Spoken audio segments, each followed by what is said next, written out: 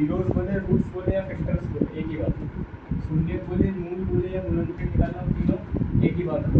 तो कितने व्यक्ति को याद है वेक्टर निकालने, कितने व्यक्ति को याद है?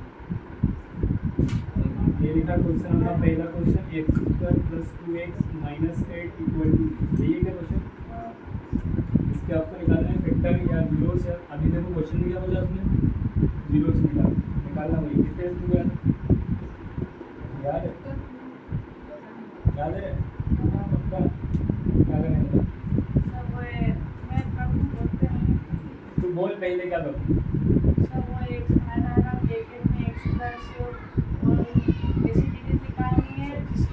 हाँ सही बोल रहे।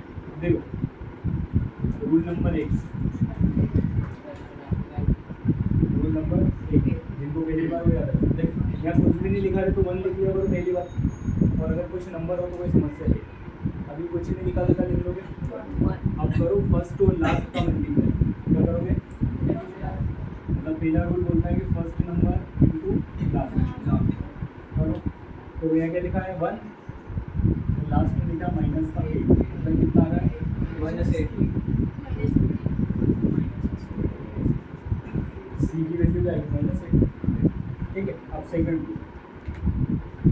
रूल बीच वाला वैल्यू कितनी? मिडिल टर्म क्या लिखा हुआ है? 2x।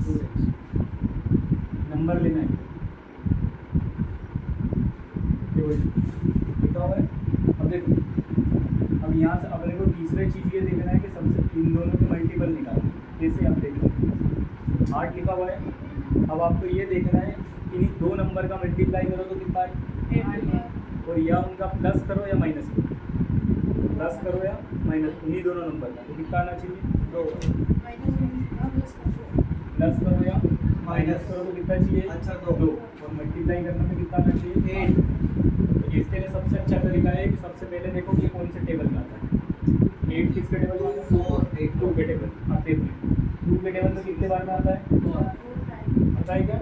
तो 2 4 से क्या हो गया? 8। और अगर इसमें से देखो 4 में से अगर 2 कम कर देंगे तो 2 आ जाएगा। तो यही अपने फैक्टर हो।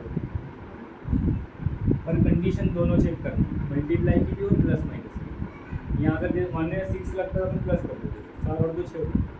समझ गए? मल्टीप्लाई करा तो 8 आ गया। ये देखो 4 में से 2 कम कर देंगे तो 2 आ जाएगा। मिल गया फैक्टर। अब देखो फैक्टर मिलने के बाद सबसे पहले यहाँ देखा बीच वाले टर्म, अगर यहाँ माइनस का आएगा, इन दोनों में से जो बड़ी वैल्यू है उसको माइनस कर देंगे।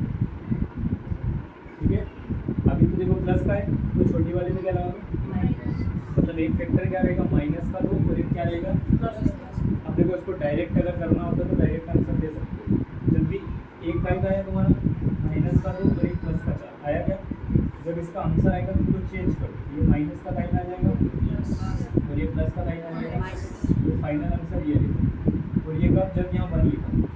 अगर यहाँ 4 कुछ वैल्यू रहती है तो उनसे डिवाइड करना है, जैसे 1 से डिवाइड करना कोई फर्क नहीं पड़ेगा, 2 आ जाएगा और ये माइनस का, ये डायरेक्ट है।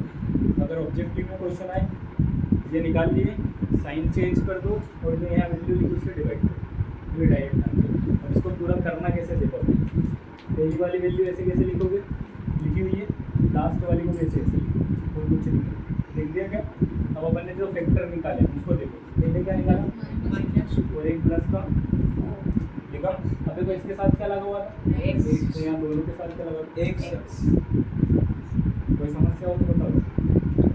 ठीक है। अब देखो 1 2 3 4 पेयर बनी तो 1 2 पेयर बना, एक ये अलग कर दो, ये कर दिया। अब कॉमन नाम सुना है सबने? सुना है? देखो यहाँ x लिखा हुआ है, यहाँ पे x, एक क्या कॉमन x, यहाँ से अपन x कॉमन लिखा। यहाँ कितने x है? एक बाहर चलेगा, एक बचेगा अंदर। यहाँ से x जाए तो क्या बचेगा? 2।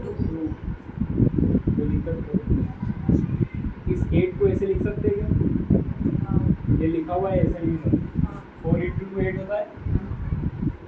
यहाँ से अगर 4, देखो यहाँ भी 4 लिखा है, यहाँ भी 4 लिखा है, 4 कॉमन ले लें। यहाँ से 4 गया तो क्या बचेगा? यहाँ से माइनस और ये इक्वल टू। देखो हमेशा रूल याद रखना, अगर वेक्टर निकालो तो जब भी तीसरी स्टेप आ जाएगी, स्टेप नंबर 3 तो 2 वैल्यू सेम होना चाहिए। तो ध्यान से देखो स्टेप नंबर ये 1 ये 2 और ये 3, ये देखो दोनों सेम है, डिफरेंस है। ये अगर सेम आए साइन सही तो क्वेश्चन सही है, नहीं तो गलत हो जाएगा, ये ध्यान रखो, ठीक है। अब देखो जैसे दोनों सेम है तो अपन कॉमन निकाल सकते हैं यहाँ से, इसको कॉमन निकाले x माइनस, यहाँ से क्या बचा, यहाँ से बच गया। देखो यहाँ इसके बराबर भी 0 लिखा हुआ है और इसके बराबर भी लिखा है। देखो ये माइनस का 2 इधर आएगा तो ये प्लस का उधर जाएगा माइनस, आया था प्लस का 2 माइनस का 4 हो गया। अब देखो 2 फैक्टर ये है तुम्हारा, मतलब ये 0 से रूट्स कुछ भी है, एक 2 है और एक क्या है आ गया।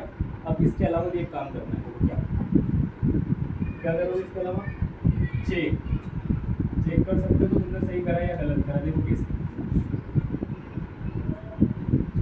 मैं चेक करता हूँ, कैसे चेक करोगे, क्वेश्चन जो लिखा वो लिखो,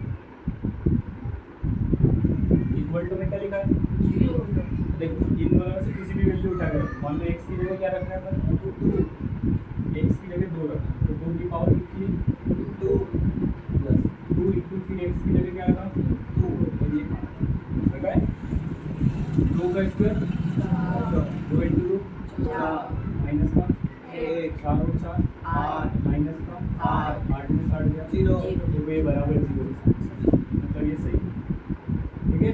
इसे 4 रख के माइनस का 4 है, ये क्वेश्चन एक ये x square minus plus minus x ये अब क्या रखोगे माइनस का, ये माइनस का 4 का स्क्वायर रखा 2 इंटू माइनस का 4 ये माइनस का 8, देखो माइनस माइनस प्लस हो गया, 4 का स्क्वायर कितना होगा 16 होता है, 4 का स्क्वायर 16, ये माइनस हो गया प्लस 4 टू जा और आगे लिखा माइनस का, ये माइनस माइनस क्या होगा प्लस, एक काम करो 16 में 60 गए 8 और माइनस 5 कितना है, ठीक है। अगर 0 नहीं आता तो क्वेश्चन करो, और ये काम कहाँ करना है, एग्जाम में मत करना वीडियो ने जब क्वेश्चन दिया हो तो तुमको मैं सिखाने के लिए दे रहा हूँ। ऐसे क्वेश्चन अगर ऑब्जेक्टिव टाइप क्वेश्चन आएंगे कभी, मान लो जैसे एमसीक्यू में क्वेश्चन और फैक्टर नहीं निकल रहा पास, तो कुछ भी मत करो, ऑप्शन उठाओ और वैल्यू रख के देख लो, जिनमें 0 आ जाए तो भी आंसर लगा सकते, समझ गए, डायरेक्ट बिना सोल्व करे भी काम हो सकता है।